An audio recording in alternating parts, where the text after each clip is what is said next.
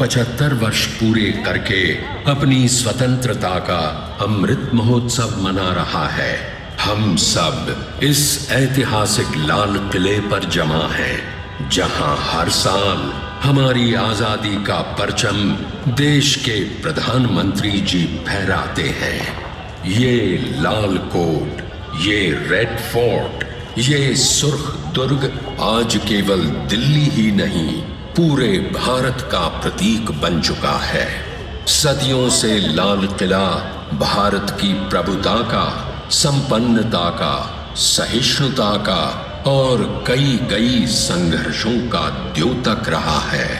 आज ये लाल किला खुद एक पृष्ठभूमि बनने जा रहा है, जिस पर आप देखेंगे भारत की महायात्रा गाथा और सुनेंगे हमारी प्यारी भारत माता, हमारी मातृभूमि की कहानी। तो भाइयों और बहनों, बच्चों और सम्मानित बुजुर्गों, तैयार हो जाइए कई हजारों सालों की एक लंबी यात्रा पर चलने के लिए। प्रस्तुत है मातृभूमि।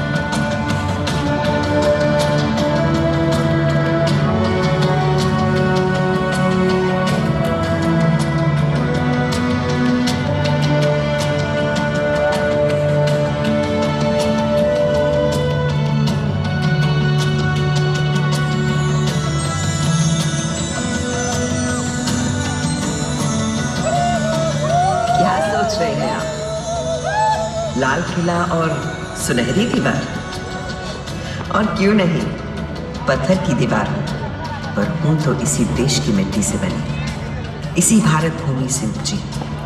यही तो मेरी मातृभूमि है। और आज जब पूरा भारत एक सुनहरे कल और अमृतकाल की तरफ बढ़ रहा है, तो मैं कैसे पीछे छूट सकती हूँ? आप सोच रहे होंगे एक दीवार बोल कैसे सकती है? दीवारों के तो कान होते हैं बस। पर सच ये है कि आज मेरे देश के हर उस शख्स को आवाज मिली है जो अब तक सिर्फ सुनने को मजबूर थे, मेरी जैसी गूंगी दीवार को भी।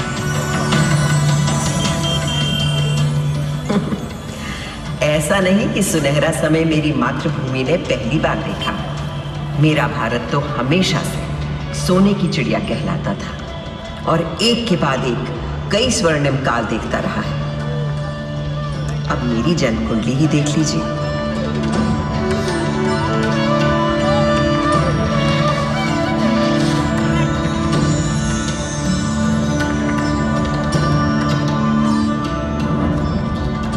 जिस सुनहरे समय में मेरा जन्म हुआ था, उस वक्त मेरे आसपास छेनी, हथौड़ी, संग तराशू, पत्थर कटों की ठक ठक ताल थी और संत कवियों के शहद से सुर, उस रसधार को बहाने वाले पूरे भारत भर से अनेकों कवि थे। इन भक्त कवियों में कोई हिंदू था, कोई मुसलमान, कोई सूफी, कोई शाक्त, कोई शैव, कोई वैष्णव। सबके आराध्य अलग अलग थे, भाषा अलग, पर सबकी भक्ति में एक ही परमात्मा, एक ही ब्रह्म, एक ही ओंकार के दर्शन सारे देश को हो रहे थे।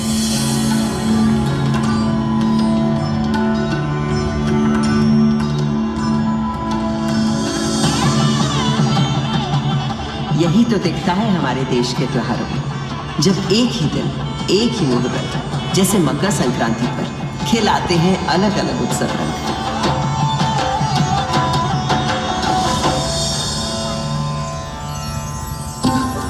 इस लाल किले को बनवाया था मुगल शहंशाह शाहजहां ने। बलुए पत्थरों से मुझे गढ़ा गया था और इस मजबूती से कि 400 साल बाद आज भी मुझे हिलाना नामुमकिन है।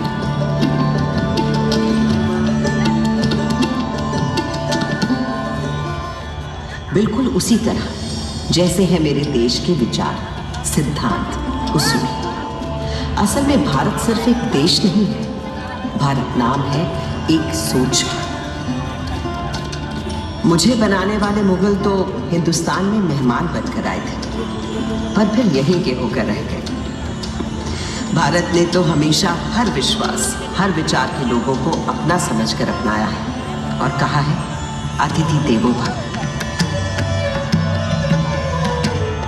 मगर उससे भी बहुत पहले भारत ने कई स्वर्णिम युग देखे थे, जैसे था हमारे देश का वैदिक युग।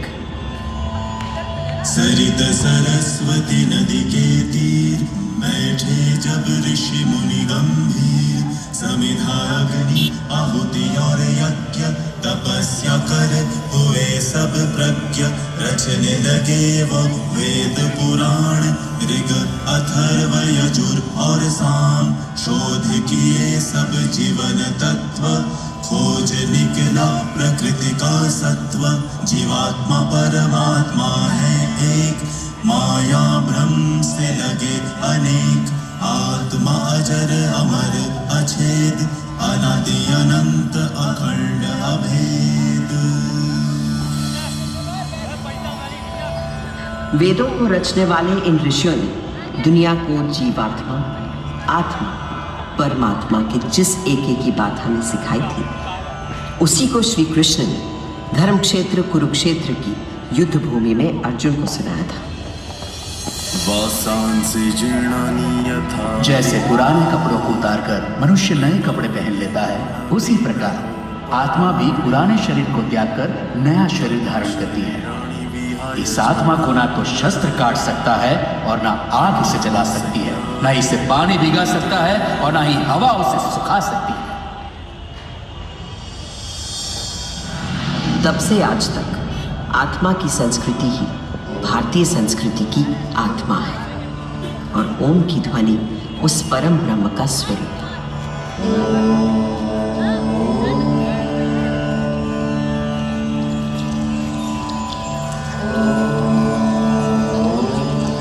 आज सरस्वती भले ही आंखों से ओझल हो गई, पर नासा के सर्वेक्षण बताते हैं कि सरस्वती अभी तक जीवित है और अब धरती के भीतर भीतर बहती है।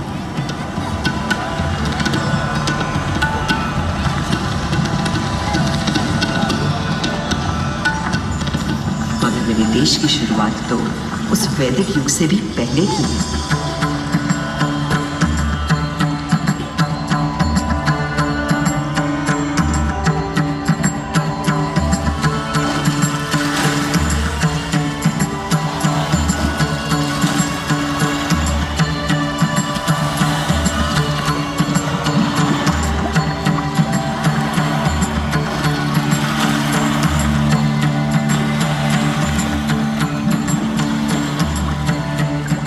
सिंधु के किनारे एक ऐसी सभ्यता उभरी, निखरी, संवरी, जो संसार में कभी भी कहीं भी नहीं देखी थी।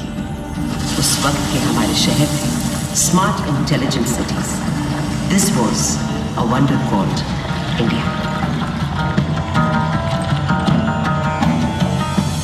5000 साल पहले जो बुनियाद सिंधु सरस्वती सभ्यता के समय डाली गई थी, वो आज भी हमारे भारत का आधार है। संस्कृति का ऐसा अखंड अटूट सिलसिला आपको संसार में कहीं भी नहीं मिलता। हमारा देश नए को अपनाते हुए भी कभी पुराने को नहीं भुलाता। इसीलिए तो कल का भारत आज भी जीवित है और कल भी रहेगा।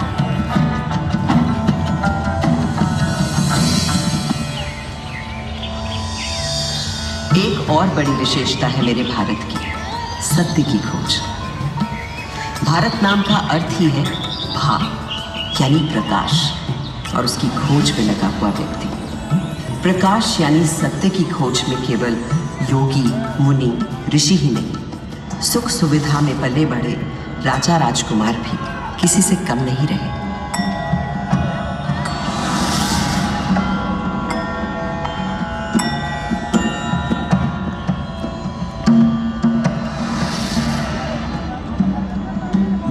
के दार्शनिक मनीषियों गुरुओं ने जो आध्यात्मिक मार्ग दिखाया था, उसी को ठोस रूप दिया भारत भर में फैले तमाम राज्यों साम्राज्यों ने।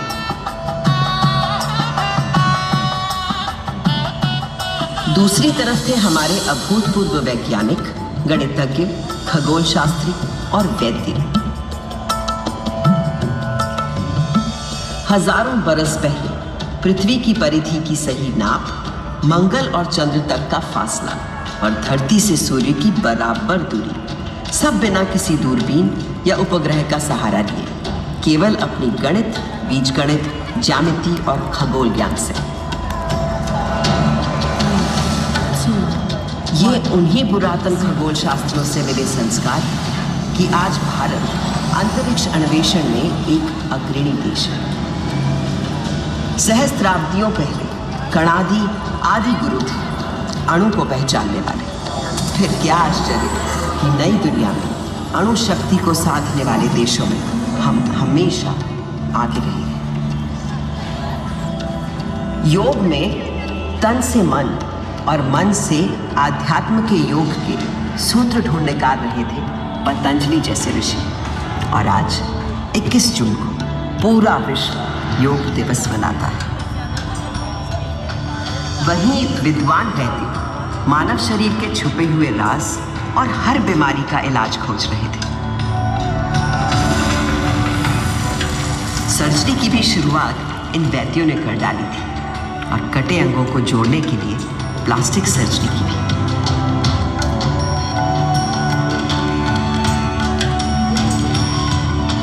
इन भारतीय वैद्यों से मिली प्रेरणा ही तो है कि कोविड आने पर आत्मनिर्भर भारत ने कुछ ही महीनों में खुद बीमारी का टीका बनाकर 1 साल के अंदर टीके लगा डाले।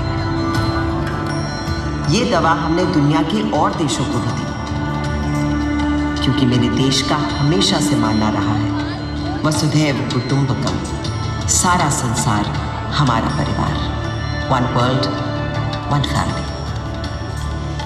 तभी से भारत सोने की चिड़िया कहलाता था और यहाँ का बेहतरीन, बेशकीमती, बेमिसाल माल और हिंदुस्तानी हुनर कारीगरी के नमूने दुनिया भर में जाते और लोगों को रिझाते थे।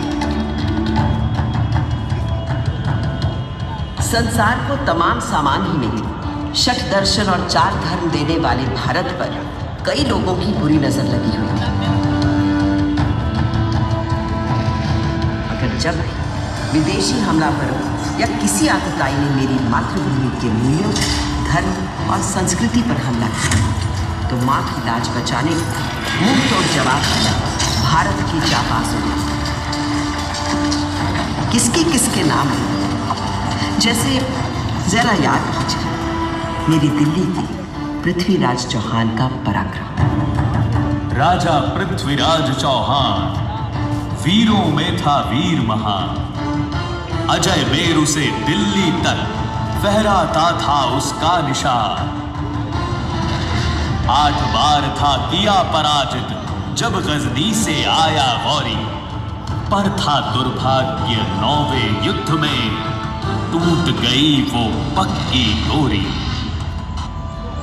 हमारे राजा पृथ्वीराज चौहान को मारने से पहले क्या आप इनका शब्द भेदी बाण का कौशल नहीं देखना चाहेंगे, जब यह बंद आंखों से केवल आवाज सुनकर ही शिकार पर निशाना लगा लेते हैं। ये अंधा क्या निशाना लगाएगा? लगाएंगे महाराज पृथ्वीराज निशाना, बस आप आज्ञा तो दीजिए और दीजिए इनके हाथ में एक धनुष बाण। चलो ये तमाशा भी देख लेते हैं इस काफिर के मरने से बेहतर। दे दो इस अंधे को तीर कमान।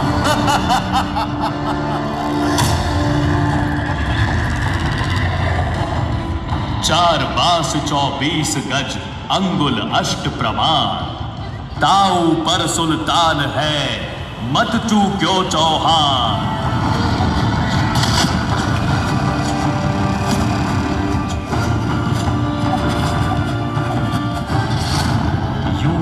कर भी उस राजपूत ने बचा लिया भारत का मान। धिक्कार है उन्हें मरा समझो, कायर जो जिए पिए अपमान, इन वीरों के बलिदानों से ही भारत है आज बना महान। भारत के दुश्मन कभी समझ ही नहीं पाए कि वो हमारे शरीर को घायल कर सकते हैं, मार सकते हैं, पर वो भारत की आत्मा कभी नहीं मार पाएंगे।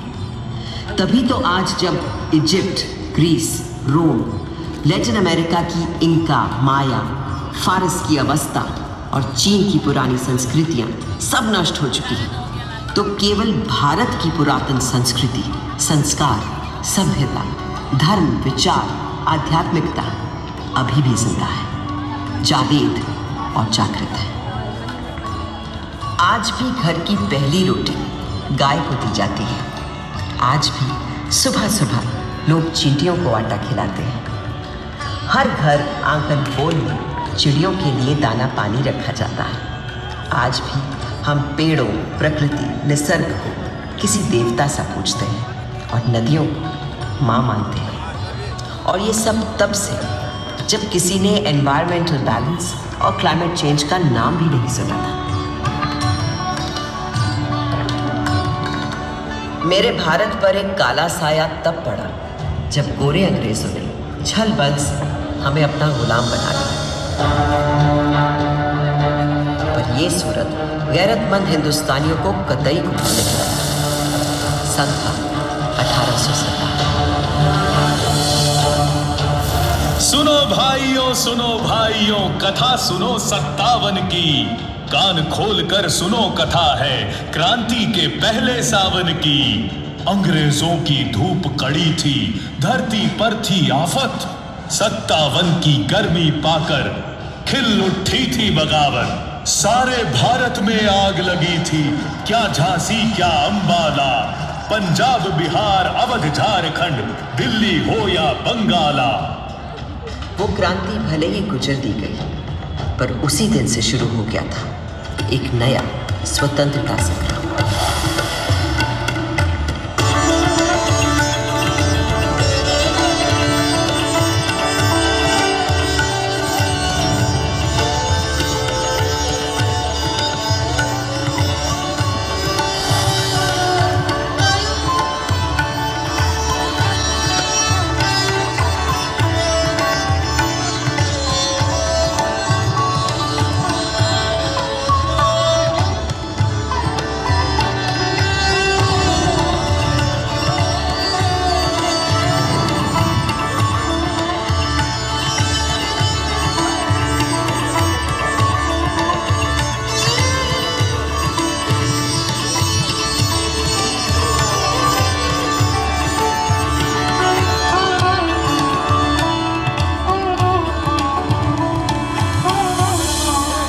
नब्बे साल लंबी जंग आज़ादी के बाद जब मेरे भारत में 15 अगस्त 1947 को स्वतंत्रता पाई, तो उस दिन सदियों की गुलामी के बाद मेरे लाल किले पर भी आज़ाद भारत का परचम लहराया गया था। उस दिन से आज तक देश के 14 प्रधानमंत्री हर वर्ष स्वतंत्रता दिवस को यहाँ आते हैं, और जब देश का गौरवशाली तिरंगा फहराते हैं तो मैं गर्व से और तन जाती है। नव भारत ने था गढ़ डाला संवेशी एक खरा संविधान। सब जनगण को अधिकार दिए, थी अपने देश की सोच महान। जब भूख लगी तो हरित क्रांति कर भंडारे भर गए किसान। शक्ति ऊर्जा के पूरण को अंग तोड़ गए अपने विद्वान। देश की रक्षा करने को मुस्तैद हैं अपने वीर जवान। हर सीमा पर हैं डटे खड़े, हो बर्फ पहाड़ या रेगिस्तान। जब प्यास लगी तो दूध की नदियां बहा गए अपने ग्वाले। आकाश अंतरिक्ष छूने को बढ़ चले अपने इसरो वाले। छुआ चंद्र कभी कभी मंगल ग्रह, ऐसे हैं मंसूबे अपने। भारत है करने आज खड़ा अपने पूरे सारे सपने। इस हिंदुस्तान की छिपी शक्ति अब ये दुनिया पहचानेगी और विश्व गुरु इस भारत को सारी ही दुनिया मानेगी।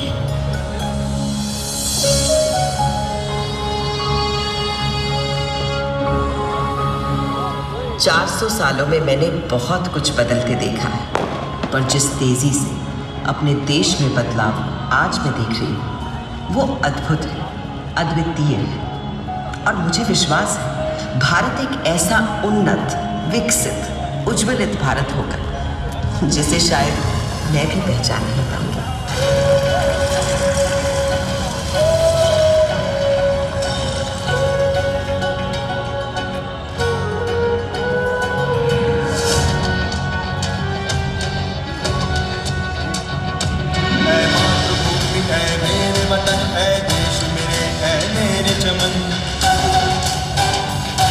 बस एक दुआ, एक ही मिनट, बस एक चाह, एक ही मन्नत। जब मिटूं तो तुझ में मिल जाऊं, जब मिटूं तो तुझ में मिल जाऊं, जिससे पा जाऊं मैं जन्नत। है मातृभूमि, है मेरे वतन, है देश मेरे, है मेरी चमन। है मातृभूमि, है मेरे वतन, है देश मेरे, है मेरी चमन।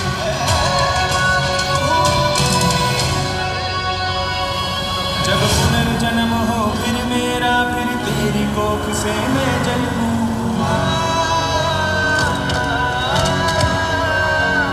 फिर तेरे जल से प्राण मिले, फिर तेरी हवा में सांसें। फिर से आकर इस धरती पे धम्मं शरणं के बोल सुन। धम्मं शरणं गच्छामि, धम्मं शरणं गच्छामि।